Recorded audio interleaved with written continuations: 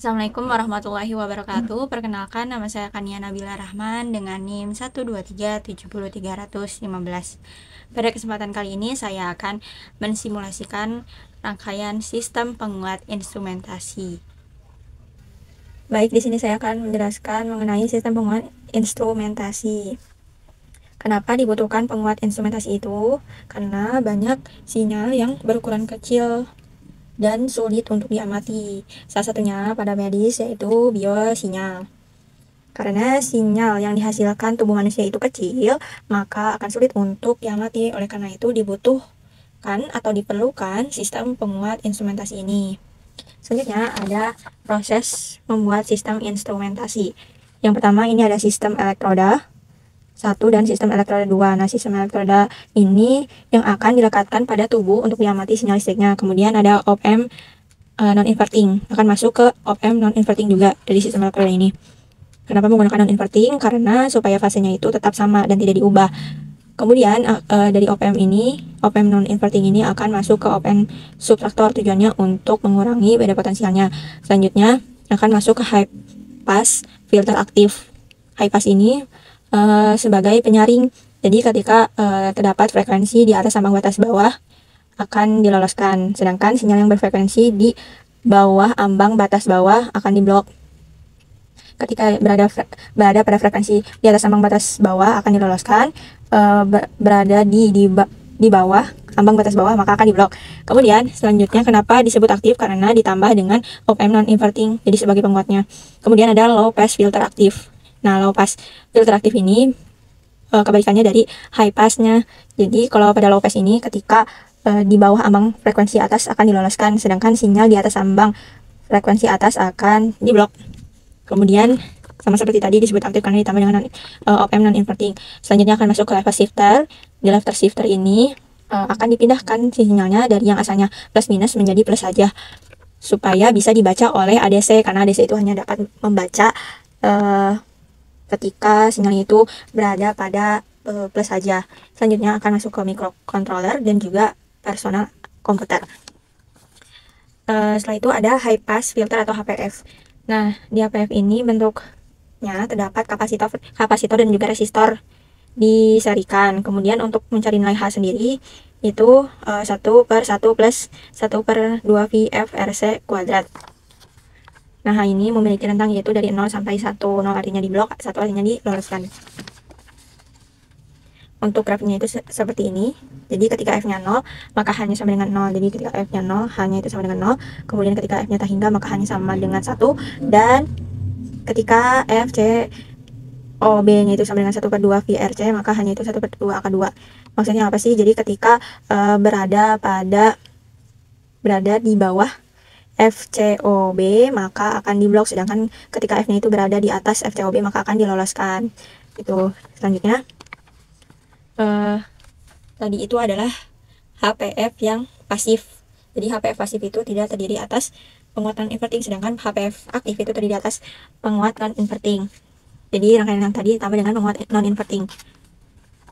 Kemudian terdapat nilai gennya atau perbesarannya, itu rumusnya 1 plus RF per RI. Selanjutnya ada low pass filter atau LPF. Jadi LPF itu sendiri dibagi menjadi dua, ada LPF pasif dan juga aktif. Nah, LPF pasif ini kebalikan dari HPF. Jadi ketika HPF itu tadi terhubung dengan kapasitor terlebih dahulu, baru resistor, sedangkan di sini resistor dulu, baru kapasitor. Untuk nilai H-nya itu sendiri 1/2 VRC kuadrat plus 1. Kemudian untuk grafiknya itu sendiri seperti ini. Ini kebalikan dari yang tadi. Ketika F-nya 0, hanya 1. Ketika F-nya T hingga hanya 0. Dan ketika F-nya 1/2 VRC, maka hanya 1/2 AK2. Jadi maksudnya itu ketika F-nya itu lebih besar dari FCOA itu yang ini 1/2 VRC, maka akan diblok. Ketika berada kurang dari FCOA, maka akan diloloskan. Selanjutnya LPF aktif. Tadi kan sudah dibahas pastinya, sekarang akan dibahas aktifnya. Di LPF aktif ini akan dihubungkan dengan penguat non-inverting dengan nilai gennya hampir sama dengan ini, ya sama. Kemudian gabungan dari HPF juga LPF itu disebut dengan band pass filter atau BPF. Nah, untuk grafiknya itu sendiri seperti ini. Jadi kalau digabung ini ada HPF, di sini ada HPF dan di sini ada LPF. Kemudian ada FCOB dan FCOA. Jadi ketika berada kurang dari F-nya itu kurang dari FCOB maka akan diblok. Kemudian ketika lebih dari FCOA maka akan diblok. Selanjutnya itu ada level shifter. Nah, level shifter ini adalah penguat non inverting. Kemudian di sini itu ada resistor dan potensiometer. Ini adalah potensiometer. Kemudian di sini ada penguat non inverting. Kemudian untuk tujuan dari level shifter itu sendiri adalah untuk menggeser yang asalnya plus minus menjadi di bagian plusnya saja, seperti ini, sehingga dapat dibaca oleh ADC. Ini baik, di sini telah dibuat rangkaian HPF pasif dengan bagian kiri atau sebelah kirinya itu satu rangkaian HPF pasif, dan di sebelah kanan ini ada 3 rangkaian HPF pasif. Kemudian sebelum kita klik run, kita harus tahu dulu bahwasanya berapa sih nilai dari ambang batas bawah HPF ini. Dan sudah saya hitung dengan rumus 1 per 2 pi RC 2 kali 3,14 kemudian 30.000, karena R-nya itu adalah 30K di sini. Dan C-nya itu adalah 0,001. Yang ini. Kemudian didapat hasilnya 0,005. Yang mana artinya ketika kurang dari 0,05 maka akan diblok dan lebih dari 0,005 akan diloloskan. Kemudian di sini kita punya frekuensi inputnya itu adalah 0,1, yang mana artinya itu lebih besar dari 0,005. Seharusnya secara teori itu bisa diloloskan. Mari kita buktikan apakah bisa atau tidak.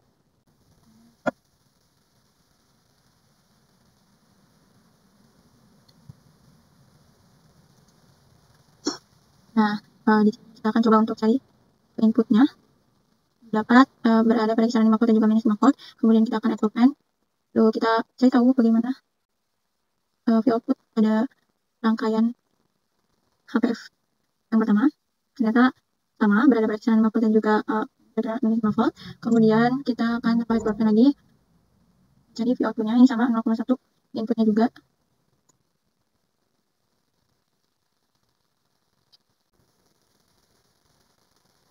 Nah, bisa kita lihat ternyata sudah terbukti bahwasanya ketika berada pada frekuensi yang di atas PCOB atau ambang batas bawahnya maka akan diloloskan. Sudah terbukti inputnya itu jadi sama dengan outputnya. Tapi bagaimana jika kita ubah frekuensinya? Kita close dulu saja. Kemudian kita ubah ini menjadi 0,001. 0,001, kemudian ini juga sama, kita ubah jadi 0,001. Setelah itu ubah jadi 10K S. Setelah itu kita coba untuk klik run.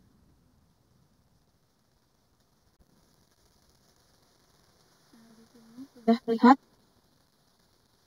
mulai menuju ke 10 kilosecond. Kita bisa cari inputnya terlebih dahulu. Selanjutnya kita akan add pen dan cari tahu bagaimana V output pada HPF pasif di sini. Satu rangkaian HPF pasif.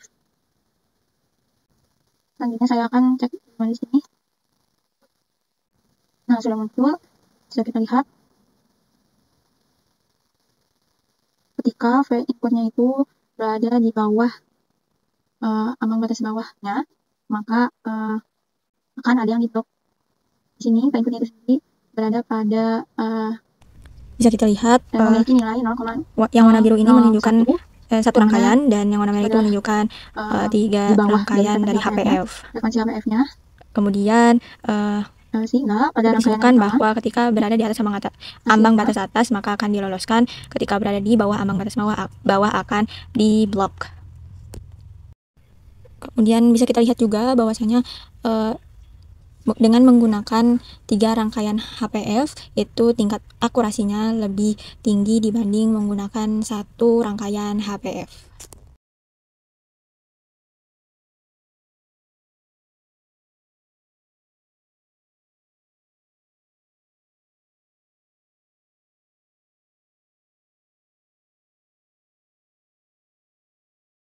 Bismillahirrahmanirrahim. Baik, di sini saya telah membuat rangkaian LPF pasif. Jadi di sini ada satu rangkaian LPF pasif dan sebelah kanannya 3 rangkaian LPF pasif. Dan pada LPF ini di atas resistor juga kapasitor. Mula-mula bertemu dengan resistor terlebih dahulu, setelah itu kapasitor. Kalau kita bandingkan dengan HPF, dia akan bertemu dengan kapasitor terlebih dahulu di sebelah sini. Kemudian sebelah sini adalah resistor. Selanjutnya, LPF itu memiliki ambang batas atas. Untuk mengetahui ambang batas atas ini, bisa kita hitung ya, menggunakan persamaannya ini 1/2 pi RC dengan pi-nya ada 3,14, R-nya ada 1 yang sudah kita atur sebelumnya di sini dulu. Kemudian C-nya itu sendiri adalah 5,3 M. Dapat hasilnya adalah 30 Hz. Yang mana artinya ketika nilai F-nya itu lebih dari 30 Hz, maka akan blok. Jika F-nya itu berada kurang dari 30 Hz, maka akan dilepaskan. Ini adalah kebalikan dari HPF. Selanjutnya kita akan coba untuk klik run.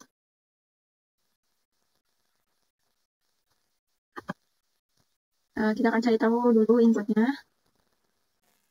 Nah, ini untuk inputnya. Kemudian kita akan mencari mulai dari output pada satu rangkaian LPF. Kemudian kita tambah lagi mengetahui 3 rangkaian LPF-nya. Nah, bisa kita lihat hasilnya itu seperti ini. Karena kita menggunakan frekuensinya itu adalah 20 di sini, menggunakan 20. Dimana artinya berada di bawah 30 Hz.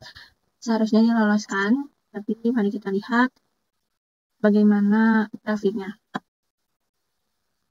Nah, bisa kita lihat ini adalah V input yang warna hijau, kemudian yang warna biru ini adalah V output pada LPF satu rangkaian, dan ini adalah V output pada LPF 3 rangkaian. Bisa kita lihat bahwa pada LPF satu rangkaian ini dia berada di sekitar 3,2 dan 4,8 volt.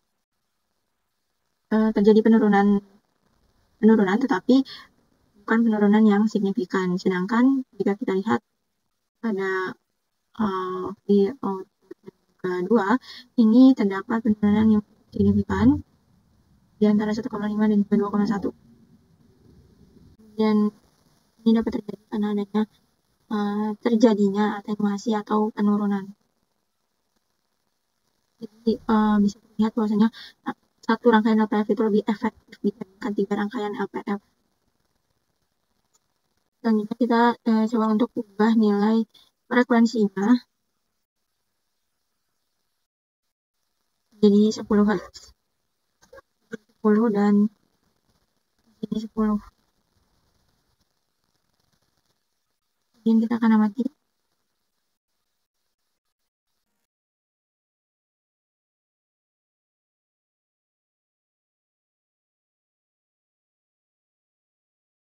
Nah, ini adalah input, ini adalah V output pada satu rangkaian LPF, dan ini adalah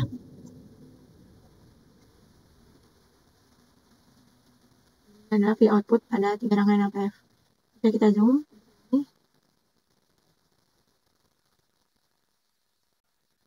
ini memiliki nilai kisaran 4,1 sampai 5,7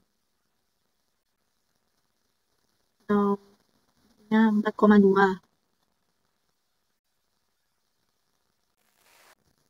Kemudian jika kita lihat pada 3 rangkaian LPF ini, dia berada pada puncaknya ini 3 volt, dan sekitar 2,4 volt. Selanjutnya, saya akan mencoba untuk menggantinya di atas ambang batas atas. Itu 100 dan di sini 100. Maaf, salah. Di sini 100. Ya, kita akan klik run. Nah, bisa kita lihat ini hasilnya. Kemudian output pada satu rangkaian LPF itu berada pada kisaran 1,3 sepertinya, kemudian 2 volt, 1,3 dan 2 volt, atau 1,3 dan 1,4 dan 1,4. Kemudian di sini berada pada kisaran ya di antara min 120 dan 100, dan ini 100 dan 320 ml.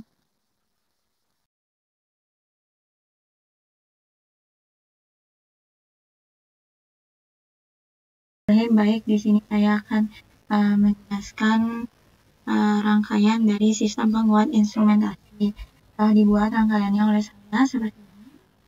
Jadi di sini terdiri atas elektroda, ada elektroda 1, 2, kemudian penguat non-inverting, kemudian subtraktor, HPF aktif, LPF aktif, dan juga level shifter.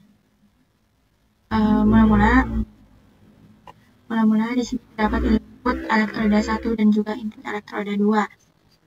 Elektroda 1 dan 1 ini bisa kita lihat amplitudenya itu sebesar 1 mV dan frekuensinya itu sebesar 20 Hz. Kemudian pada input elektroda 2 amplitudenya sebesar 2 mV dan frekuensinya 20 Hz. Kenapa menggunakan mili? Karena untuk mendeteksi sinyal yang memang kecil.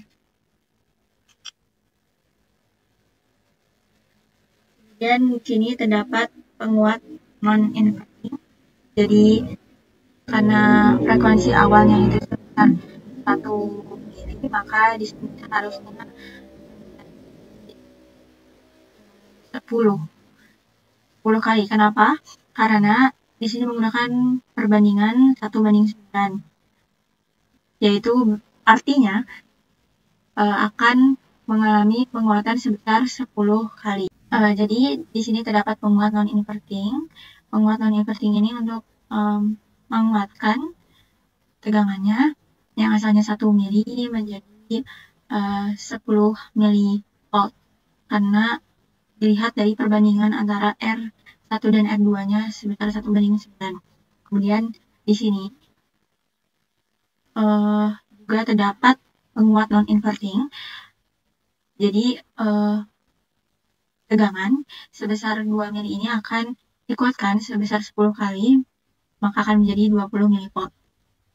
Kemudian akan masuk ke subtraktor. Di subtraktor ini akan dikurang tegangannya itu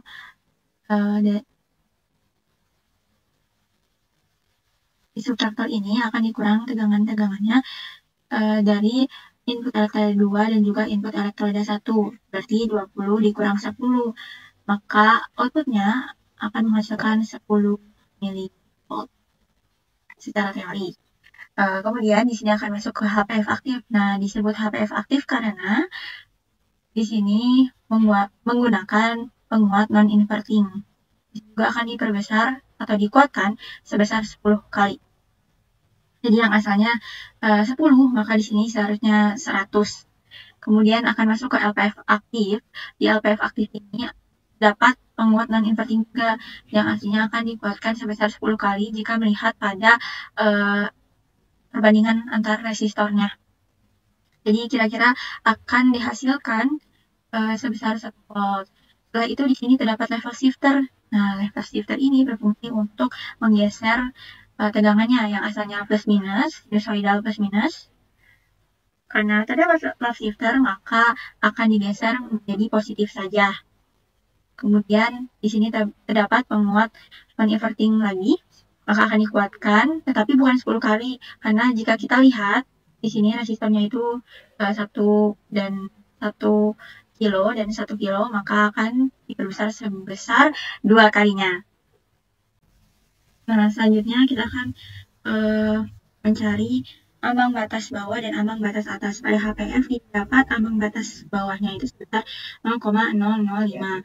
Kemudian di sini di LPF didapat ambang batas atasnya sebesar 31,847113 Hz. Yang mana artinya tidak boleh kurang dari 0,05 dan tidak boleh lebih dari 31,84. Karena kalau kurang dari frekuensi HPF ini, maka akan diblok. Kemudian ketika lebih dari frekuensi HPF, maka akan diblok juga. Makanya di sini kita menggunakan frekuensinya itu sebesar 20 Hz. 20 Hz. Di sini menggunakan 20 Hz supaya bisa diloloskan. Mari kita ke running. Kemudian kita lihat ke inputnya. Di sini 1 mV. Kemudian setelah dikeluarkan, setelah keluar dari penggunaan inverting,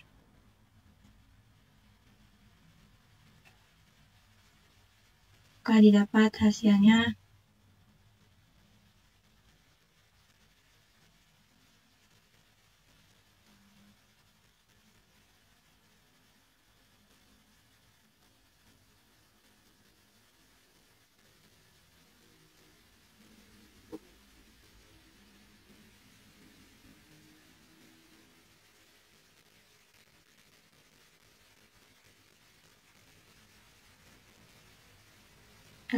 sekitar 10 mV.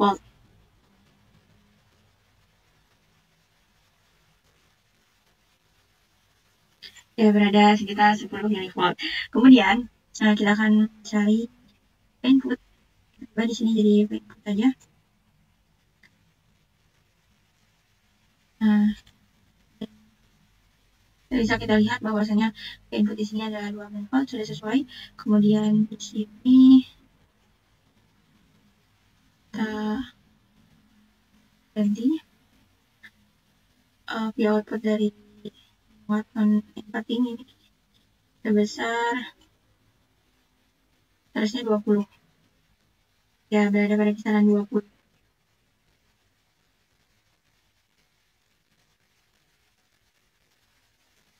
Berada pada kisaran 20. Kemudian selanjutnya di sini ada subtraktor, maka akan dikurang nilai dari elektroda 2 dan juga frekuensi elektroda 2 dan juga elektroda 1. Kita lihat inputnya, outputnya. Kita zoom. Dan ini juga. Nah, ini hasil yang biru. Ini adalah hasil output dari pengurangan antara tegangan elektroda 2 dan juga elektroda 1.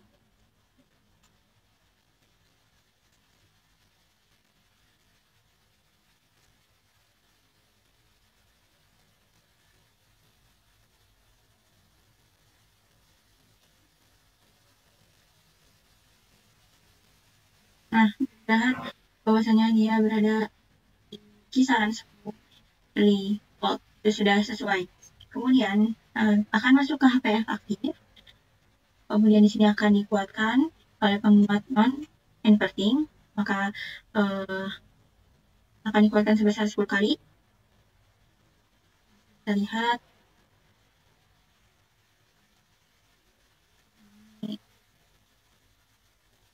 Bagus saja. Nah, kita lihat output dari HPF aktif ini. Nah, sudah sesuai. Ternyata 100 mV berbesar 10 kalinya. Kemudian akan masuk ke HPF aktif. Di HPF aktif itu akan dikuatkan 10 kali, maka akan didapat kira-kira 1 volt. Nah, kita lihat memang mendekati 1 volt.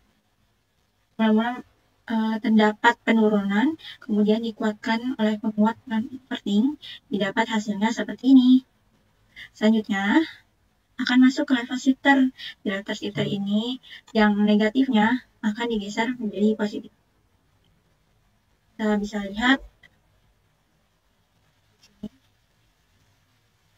Nah, terdapat pergeseran yang asalnya positif negatif menjadi positif saja. Kemudian di sini dikuatkan sebesar 2 kali. Kita lihat hasilnya seperti ini.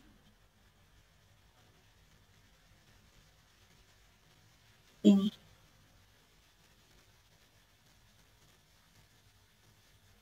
Mungkin cukup sekian, mohon maaf bila ada kesalahan dan kekurangan. Wabillahi taufiq wal hidayah. Wassalamualaikum warahmatullahi wabarakatuh.